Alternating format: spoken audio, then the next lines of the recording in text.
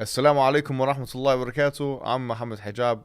This is Firas Zahabi, and this is what we have coming up next. As a result of the harm that's associated with MMA, a lot of the fatwa from an Islamic perspective that have come out and forbidden it professionally. What are your comments on this?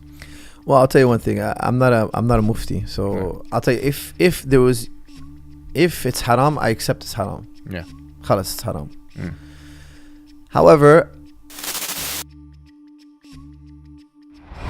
so I've got a controversial question for you. What do you think would happen being GSP's trainer and coach for so many years? What do you think? Because we saw GSP coming before the fight, talking on TV about a potential matchup with Khabib. So what do you think would happen?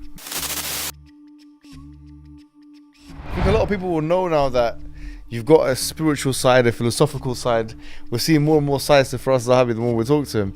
But one thing I wanted to kind of bring to the attention of the Muslim community and kind of get your advice on, potentially one of the things that we'll kind of close off with, is healthy living. Because that's one of your areas of expertise. You've researched quite deeply and heavily into it because you've had to, because you've trained fighters, because you train different kinds of people from different kinds of sports. My question is, simple question, how do you maintain healthy living? What kind of food should people do? Balanced diet, what kind of things do you recommend? the number one rule for when it comes to nutrition, in my opinion, is Assalamu alaikum Firas Zahabi, how are you doing? Assalamu alaikum. How are you doing? You okay? So as the MMA fighter, you ready fighting? I'm already breaking things. Breaking things. Smash the whole thing. How are you doing? Alhamdulillah. You okay? How you finding Amazing. London? I love it. Love You're a London. frequenter of London now. You come quite Yes, and I plan to come more often, even more often. So inshallah, we'll do this again. Alhamdulillah. I want to get straight into it with you, inshallah, because of the recent event, obviously, with Khabib and Poirier. A question I have for you in terms of martial arts, particularly because Khabib has a grappling background. What do you, how, in terms of effectiveness, how do you rank grappling in terms of the martial arts? Do you think it is one of the most effective ways to disarm or neutralize your opponent? I think grappling is 100% absolutely necessary. If you're going to learn self-defense, you absolutely have to start with the grappling arts, wrestling and jiu-jitsu. Absolutely.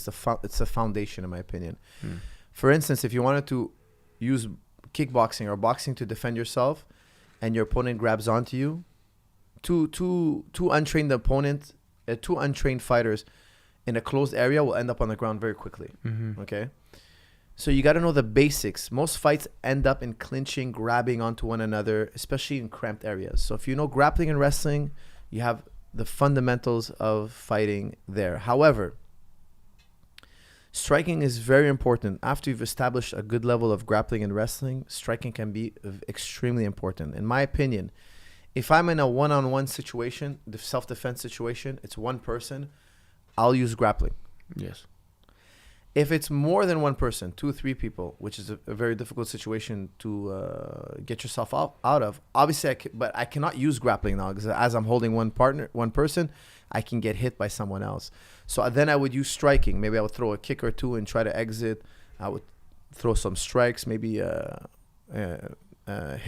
1 or 2 and just try to flee, because when you're fighting multiple attackers, it's very dangerous. But if you put yourself on the ground, it's a sure recipe for disaster. So wrestling and jiu-jitsu, fundamental, absolutely fundamental. Striking arts, good for multiple attackers. And of course, street defense. So in terms of people that may be more vulnerable, maybe smaller individuals, lighter individuals, women, what would you recommend for those people?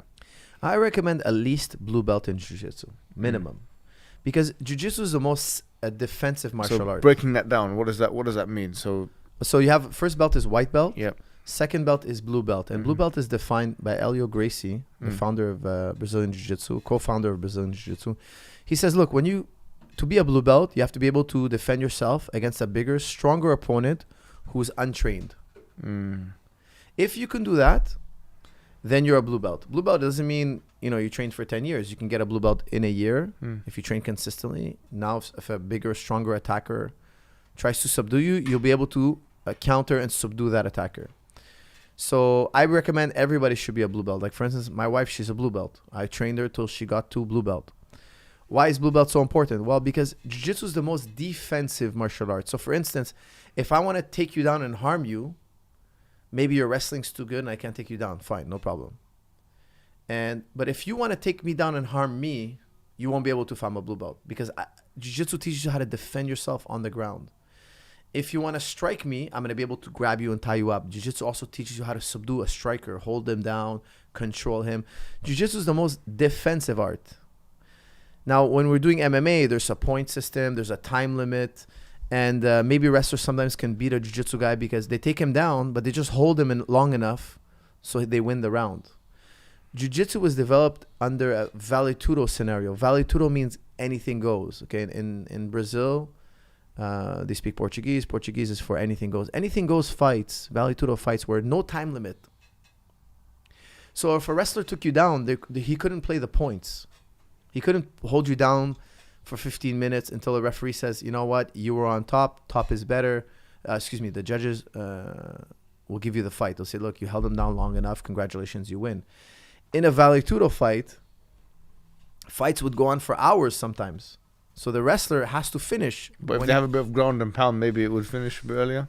It's very hard to ground upon a very experienced jiu-jitsu guy who knows he has unlimited time. It is very difficult. It's a highly defensive sport.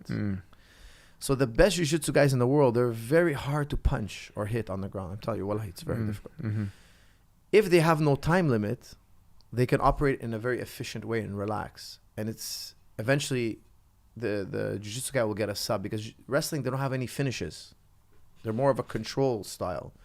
I love wrestling. I'm not trying to say anything negative about wrestling. Okay, I wrestle just as much as I do jiu-jitsu. I wrestle all the time. I love wrestling. Ideally, both are the best. However, the most defensive, for self-defense, in my opinion, the foundation is jiu-jitsu. You were talking about a great jiu-jitsu person might be able to ward off someone's ground and pound. What do you think about Tony Ferguson and Khabib? I mean, do you think Tony Ferguson might be able to ward off Khabib's ground and pound? If there's anybody that can beat Khabib, which I don't think there is, I think Khabib is the best lightweight in history. I think the only real contender is Tony Ferguson because he does a lot of great jiu-jitsu, like you said. He's great at getting back to his feet. He's great at rolling out. He's very aggressive off his back. And then there's Islam Makhachev. I think Islam Makhachev is a great contender, but him and Khabib train together, and I think they're dear friends. They will never fight each other. I'm very confident they'll never fight each other. But those are the only two guys I could see right now in the near future who have a chance against Khabib. Would you think that in those positions that Khabib put, that Poirier put Khabib in, that Ferguson might have finished it off? Maybe there's guillotines. The guillotine that Poirier had on, in my opinion, will lead more likely to a sweep than a finish. Right. If it was Ferguson, both of them, or the second one? What do you mean? Was it? The second one was the one where he took it for a long time. Yeah, the second one, in my opinion, it would maybe lead to a sweep, but I don't think he had the grip and the position. Guillotines can be finishes for sure, but not the way Poirier was holding it. In my opinion, that will lead more likely to a sweep, unlikely to choke and experience a grappler/wrestler like Khabib. Ferguson could have turned it into an anaconda or Darce choke. He's very known for his Darce chokes. Guillotine, anaconda, Darce. Guillotine, anaconda, and Darce, they go together. So I think he could have changed it, maybe, possibly. However, the way Poirier was handling that guillotine, I didn't think he was going for a sweep. He was going for a choke, which I think he should have went for the sweep instead of the choke. I've worked with so many great guillotine guys in the past, and even now, and you start to see the different scenarios guillotines can bring. And that particular scenario, in my opinion, it wasn't going to be a finish. It was going to be either a sweep or Khabib gets out. Not a finish, though. I would have been very surprised if he tapped. So I've got a controversial question for you. What do you think would happen being GSP's trainer and coach for so many years? What do you think? Because we saw GSP coming before the fight, talking on TV about a potential matchup with Khabib. So what do you think would happen